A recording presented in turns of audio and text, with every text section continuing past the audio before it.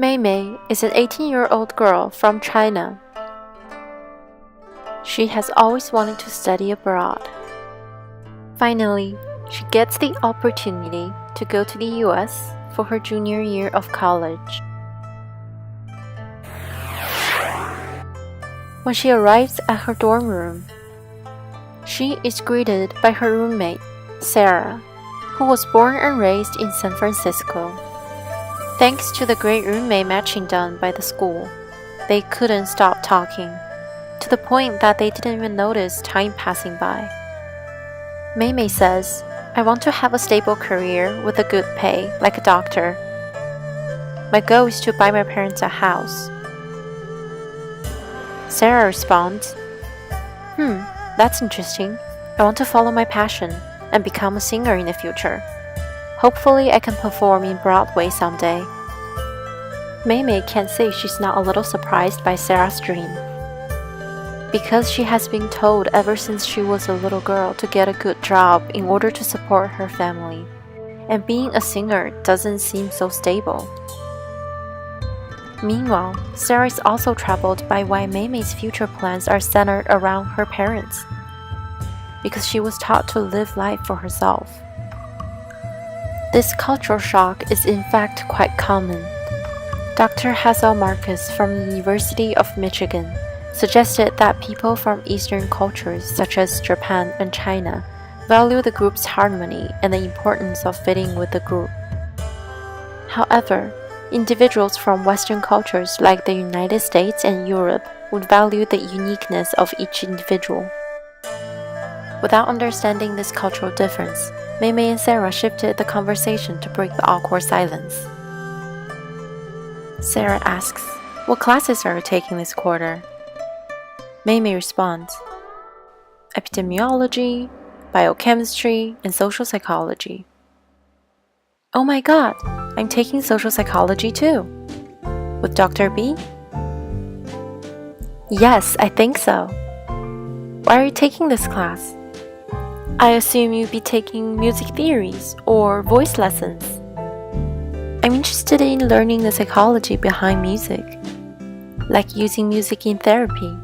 What about you?" "I need to take several psychology classes for medical school." That sounds tough, but let's definitely go to class together tomorrow." One class, Mei Mei and Sarah learned about the theory of self-concept. As the professor explains, self-concept is a collection of beliefs about oneself. Other aspects of the self, including the experiences, social roles, and abilities, also play a part in composing the self-concept. I assume you have all read the assigned article, Science Self-Concept and Valuing Science by Kirsten Schulte.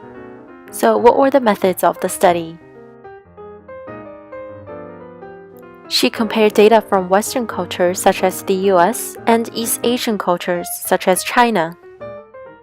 She looked at results from a worldwide survey that assessed students' achievements in reading, mathematics, and science. The survey also measured how students feel about their abilities in science and how much students value science personally and in general. So what did she find? How students feel about their abilities in science was related to how much they value science personally and in general, especially in the Western countries. So students who have low science self-concept were likely to attach less value to science, and this is especially true in countries like the US and Canada. Good. So what does the results imply? Basically, students who believe they are not good at science will view science as less valuable, but students in Western countries are more likely to do so than students in Eastern countries. For Sarah, it makes sense that being bad at science and disliking science seems to go hand in hand. She whispers, "If I always get C's or D's in chem classes and I still want to be a chemist, I would just be miserable and drive myself crazy."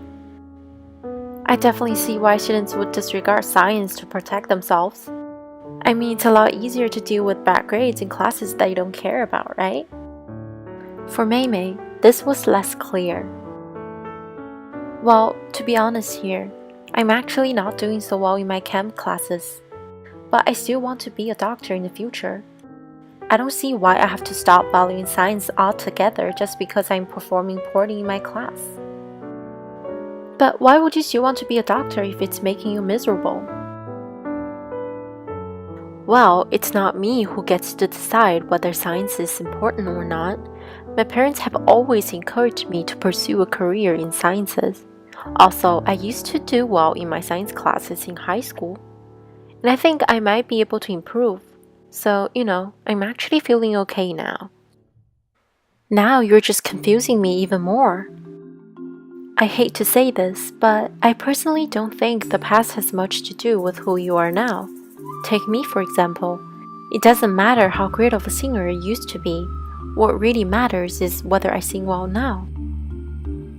Sarah's words really had Mei thinking. Does the past really have nothing to do with the present? Well, Dr. Kim Young-hoon from Yonsei University found that Asian Americans felt better about their lives when they viewed their past selves positively, but not European Americans, even though both felt better about their lives when they viewed their present selves positively. Similarly, Mei was at ease with her unflattering science grade because of her positive past self in science. But Sarah wouldn't be so if she was on the same boat, since her good science grade in the past would not make her feel better about her current abilities in science. Nonetheless, now that Mei knows how others like Sarah viewed the situation differently, she can't help but wonder whether pursuing a career in science is the right choice for her. Should I really apply to medical school? But I'm not doing well now. What if I fail? What would my parents say if I decided to change my major? Isn't it too late to change my major anyways? Should I talk to Dr. B about this? After careful consideration, Mei decided to go to Dr. B's office hour the next day. I'm glad you decided to talk to me. How can I help you? Thank you so much for meeting with me. The main reason that I'm here is because I'm currently experiencing some hardships very much related to what we have talked about in class. I'm sorry to hear that. Can you explain more? I'm kind of feeling discouraged about continuing my current study in pre-med program because I'm not really doing well in my classes, although I still want to be a doctor. And I was wondering if you can guide me into research targeting international students, specifically about interventions that might help with acculturation process. In fact, there is a lot of research that suggests having these feelings of hopes and fears at the same time might help you to succeed. If you're thinking about your potential for successfully becoming a doctor and the potential of failing and not reaching your goal, you might actually find motivation from both of those.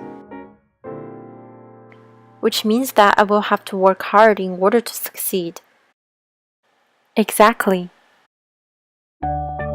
As Dr. B and Mei carry on their conversation, Mei seemed to have a lot more faith in herself now than before. Studying abroad is never easy, but with the help of her professors and friends, Mei believes she would get the most out of this wonderful experience.